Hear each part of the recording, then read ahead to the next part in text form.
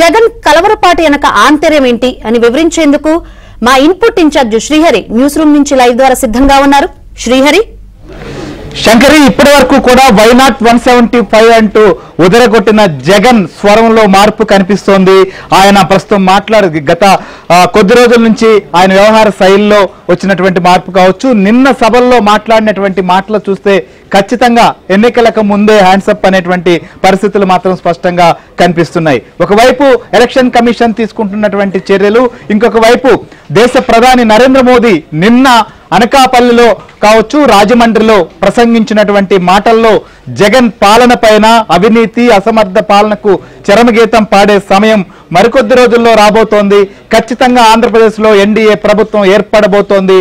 Sand land mafia వీటన్నిటిపైన కూడా తీవ్ర స్థాయిలో విరుచుకుపడినటువంటి నేపథ్యంలో జగన్ లో ప్రస్తుతం ఏదైతే ఓటమి భయం ఆవరించినట్లుగా కనిపిస్తోంది. ఇప్పటి వరకు చాలా గంభీరంగా ఖచ్చితంగా తామే మళ్ళీ అధికారంలోకి రాబోతున్నామనే విధంగా కూడా మాట్లాడినటువంటి జగన్ ఇప్పుడు కాస్త ఆయన స్వరం ముందే ఇప్పటి నుంచే కూడా ఒక రకంగా చూస్తే అధికారులను మార్చేస్తున్నారు. ప్రజలకు వేసేటువంటి ఏదైతే సంక్షేమ సంబంధించినటువంటి గతంలో తుఫాన్ అప్పుడు జరిగినటువంటి కావచ్చు, అకాల వర్షాలకు వచ్చినటువంటి నష్టపరిహారానికి సంబంధించే సొమ్ము విషయం కానీ ఇతరత్ర వీటన్నిటినీ కూడా నిలిపివేస్తున్నారు. ఈ రకంగా చూస్తే ఎలక్షన్లు ఎలా జరపాలి అనేటువంటి మాటలు కూడా మాట్లాడుతున్నటువంటి పరిస్థితులు చూస్తుంటే ముందే ఆయనలో రాష్ట్రంలో ఉన్నటువంటి పరిస్థితి అర్థమైపోయిందా?